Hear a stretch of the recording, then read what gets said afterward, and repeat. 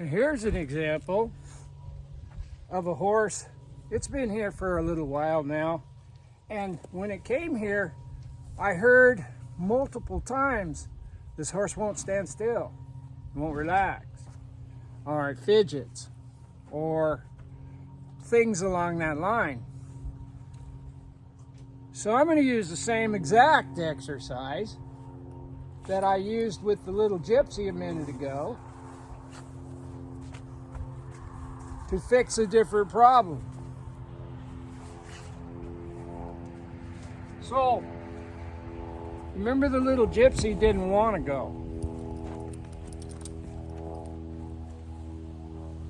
I'm going to really concentrate on this horse reading my intentions, which means I'm think a thing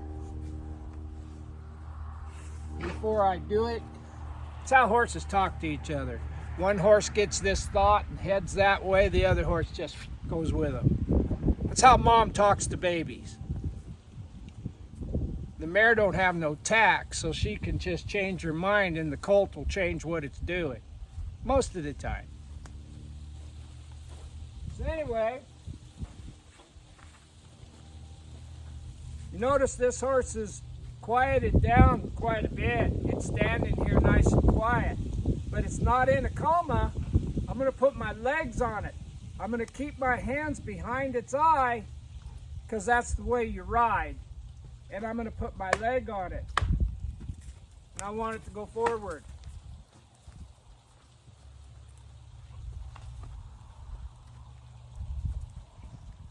Now I'm not going to yield this horse's hip.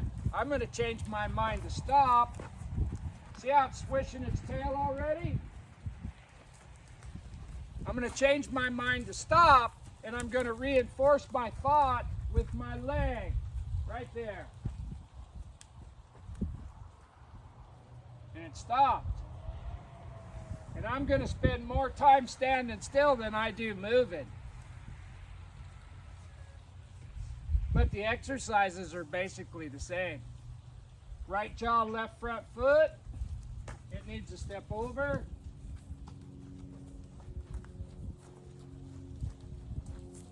When it turned, it walked off. That's exactly what we want.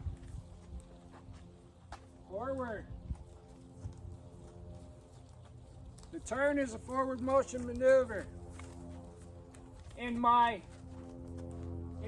limited world, when you turn, you want them to go forward. The only ones I know of that turn and back up are cutters. And you can teach them to do that pretty easy. Back them up and then turn them.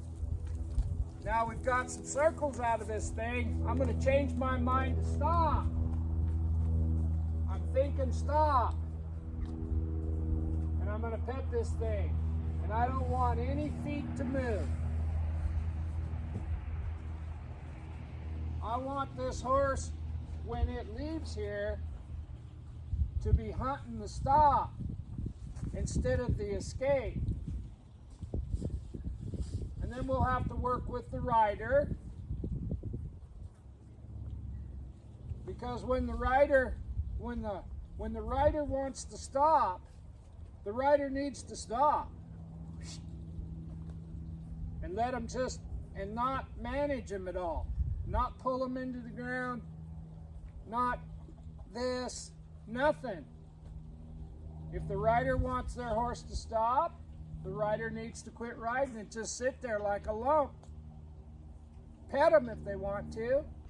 Petting's good. Left and right means back up.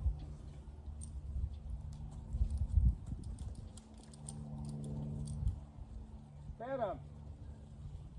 I want this horse to know that every time I move its feet, the reward is it gets to stop and relax.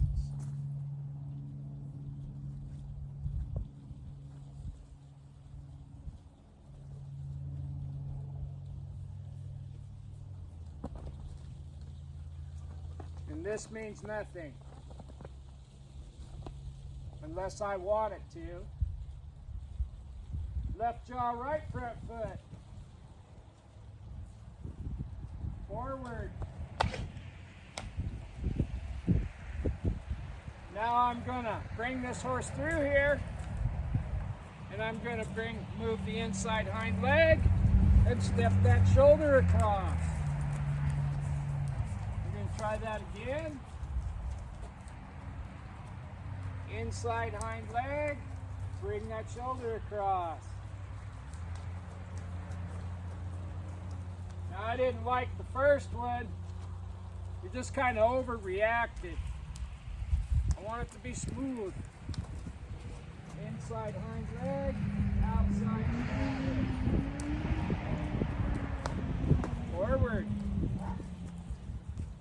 And even though it was a little close to me, I'm looking at each horse case by case, situation by situation, and I didn't feel in danger there at all. Inside hind leg, shoulder. You see right there when it turned around, that's an example of backing up and turning. The wrong foot was planted in the ground. But what I'm working on is getting this horse to relax. Inside hind leg, shoulder, forward. We're going to get a little bit more effort out of that shoulder. So I'm not going to get the hip disengaged. I'm going out to the side and turning it. Hustle it up after the turn. This horse is waiting for the hammer to fall. I got to prove to it that the hammer's not going to fall, but it doesn't get to ignore me. Do this turn one more time. There. Fix that counter bend. Change my mind to stop. And have it stop. Head it. None of those maneuvers were as good as a reining maneuver, but I wasn't working on that. What I was working on was the ability of this horse to process its emotions and relax. The little gypsy, we might be working on performance a little here in the next few days. This horse here, I want it to do what it needs to do, because all the lady does is trail ride her most of the time. I want this horse to be able to be handled and not overreact. I want it to respond. And when we're not asking it to do something, I want it to just not do nothing.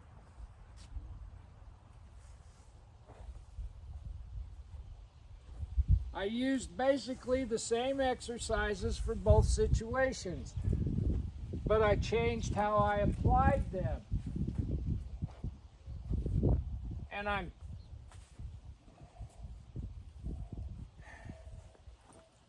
so there's this saying, if you change the way you look at things, the things you look at will change. Warwick Schiller made that famous. But there was a philosopher before him in the 60s or the 70s or the 50s, or I don't know who it was. Psychiatrist or philosopher. He said it first. Warwick read it in a book. Warwick is a pretty smart man. And so he saw how that could apply to horses. And he probably needs to be putting that on a t-shirt. But anyway, what I'm getting to is I was looking at this horse do those things. But I was looking at those things in such a way as it benefited what we need to get done together before this horse goes home. So I was seeing different things when I was looking at that. Looking at the whole maneuver, follow a feel thing in a different way. And if this sounds pretty spacey, it's really not. You just see what your horse is doing, and how can I make what my horse is doing apply to what we've got going on. And pretty quick you start kind of seeing little light bulbs go here and here and here and here. And they say, oh yeah, I could do that. Well, I was doing that to do that. It still works. You're just using it for a different purpose.